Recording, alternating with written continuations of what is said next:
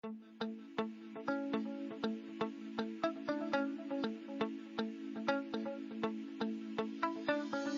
to Meet JMT, Insights from Within, a series that introduces our industry professionals and provides them the opportunity to share their professional experiences, personal reflections, and sources of inspiration as individuals working in the architecture, engineering, and construction sectors. Hi, everyone, and welcome back to another Meet JMT podcast. My name's Jennifer, and I am your host and digital marketing manager here at JMT. Today, we have Stephanie Vandyke as our guest. She is our business development manager out of our Richmond, Virginia location. Thank you so much for being on the podcast today, Stephanie. Thank you so much, Jennifer, for having me. I'm excited to be here. Would you mind telling our listeners just a little bit more about yourself and your position here at JMT? So I am a 21-year tenured business development professional in the AEC industry. And since I joined JMT, I'm working in the facilities construction management group. And I assist with the transportation construction management group as well. I am responsible for researching upcoming projects, building teams with external teaming partners to chase those projects we're looking at. I help with recruiting talent for upcoming or existing contracts, and I represent JMT in multiple external professional organizations such as WTS, which is Women in Transportation Seminar, and SMPS, which is the Society for Marketing Professional Services. That's great, and thank you for that additional introduction and letting us know just a little bit more about what your role is here at JMT. Can you tell us what inspired you to choose your professional career?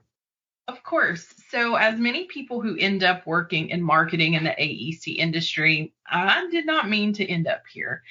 I'm a non-technical person, meaning I'm not an engineer. I'm not an architect. That's not what I went to college for. So I am a person who assists and helps from an operational standpoint. And I have always had a passion for leaving the world better than I found it and contributing to the community where I live. So I do that by serving JMT and serving where I live in a capacity of being forward thinking and planning for projects, chasing work, helping with winning proposals, seeing those projects built to final completion, and ensuring that our clients are happy with that finished product. I'm a mom, so I love being able to look at my kid and say, hey, this big bridge over here, mommy helped build the team for that project and helped research that project and helped, win that work so those professionals could design that bridge. And now it's built to 100-year standards, and that bridge will be here for you to use when you're driving. And maybe if you have a family, they can use it too. And I love being able to correlate that part of what I do, even just for my family to say that I help in the grand scheme of things. Well, first of all, it's great that you were able to pursue your passions, even in an industry that you didn't necessarily plan to work in. In all honesty, I can relate to this. The AEC industry, it's not something I ever expected to be a part of. But now that I am, I can definitely agree that there is that sense of fulfillment, especially from a marketing perspective. So moving into your professional career today, can you tell us about a significant project you've handled and how that may have impacted you, our company, or the AEC or technology industries? Many years ago, when I was in college for my undergraduate degree, I specialized in public administration. And while completing that coursework, we did a study on a very small community in Scott County, Virginia called Kermit. And at that time, the residents of Kermit did not have county-provided water or sewer. So I'm going to explain what that means, really.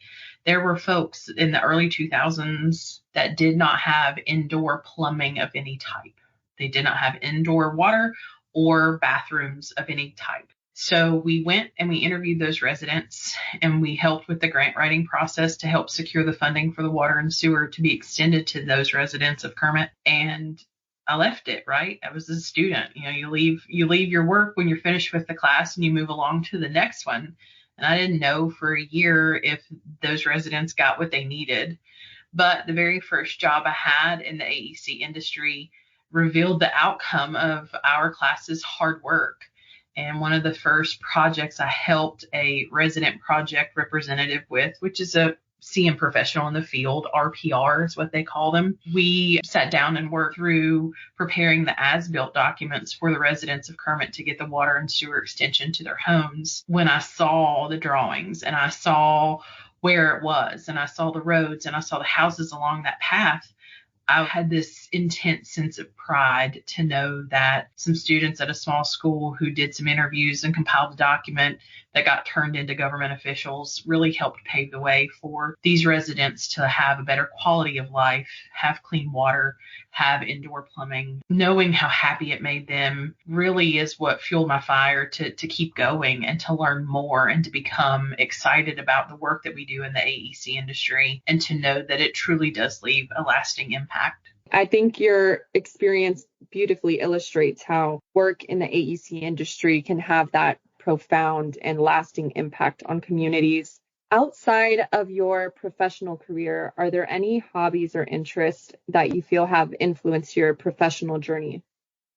Hands down for me, it's engagement with youth.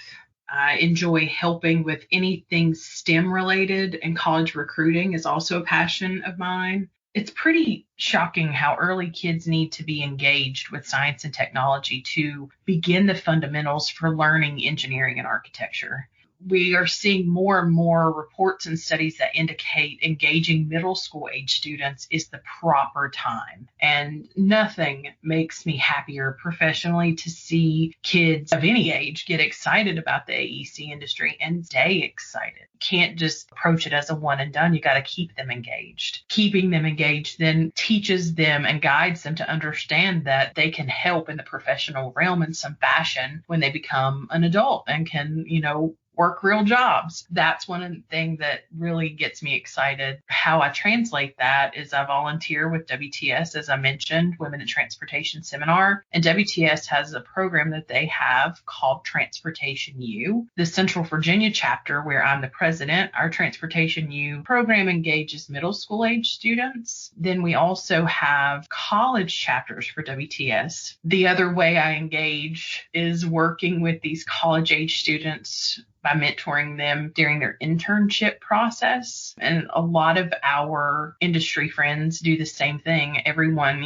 picks up interns in the summers, and it's a great way to keep college age students engaged. The best way to keep them around and to keep them excited is to not just work with them in the summer. You have to mentor them through their academic year as well, and keep in touch with them and maintain mentoring meetings. And that keeps college-aged youth excited about joining the workforce. I agree. And I think that, internships, early professional development, like you said, is very important.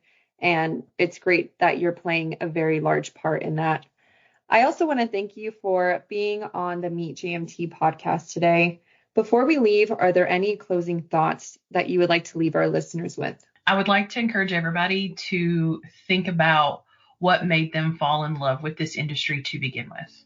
And I bet you what made you fall in love with the AEC industry is similar to why I love working in it as well, which is leaving an impact. And I encourage everybody to think about what that impact looks like for them. If that means volunteering with professional organizations, talk to your leadership, do that. You want to volunteer and help students, I bet you local school systems have programs in place that if you notify them you're available, they'll take your time to work with and engage with these students.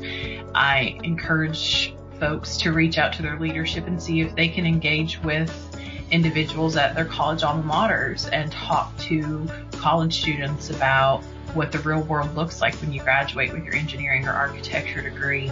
I'm positive that if people really sat down and thought about what excites them about their career, they can translate that into ways to providing an impact to students, providing an impact to community, because at the end of the day, we're all builders of the future. My closing thoughts are, think about what makes you excited to be a professional and share that knowledge with others. Thank you for tuning in, and we hope you enjoyed the Meet JMT podcast today. Remember to subscribe, post a review, and of course, encourage your friends and colleagues to do the same.